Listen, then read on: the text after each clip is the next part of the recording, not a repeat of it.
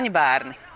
Mana vislielākā pārliecība ir tāda, ka Jāņi nureiz ir tādi svētki, kuri ir jāsvin ārpus pilsētas.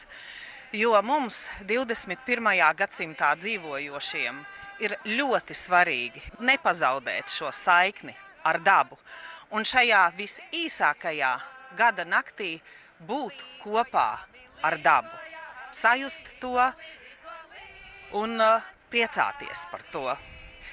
Bet ja jums tāda vai citāda iemesla dēļ nav iespēja izbraukt no Rīgas Jāņu vakarā, tad es aicinu jūs nākt uz Dzeguškalnu, jo Dzeguškalns tā nu reiz ir Rīgas zaļā vieta, un tie nu reiz ir Rīgas zaļie Jāņi. Un tur mēs līgosim tā, kā tur ir līgots jau pirms daudziem 100 gadiem. Tur būs Jāņa bērni, būs mutīgās kurzemnieces, ačtaukas, netrūks latgaliešu, netrūks Jāņa bērnu no Vidzemes.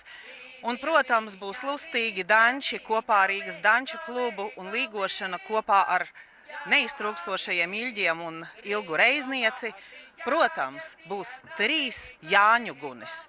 Viena zemē, viena gaisā, un laidīsim jau tradicionālo Jāņa uguns ratu. Un tur sagaidīsim visus Rīgas Jāņa bērnus. Es, Jāņa māte, Zoja Heimrāte un mans Jāņa tēvs Edgars Lipors. Nāca Jāņa māte līgo, līgo, Jāņa dienā atnākusi līgo, līgo, līgo, Jāņa dienā atnākusi līgo.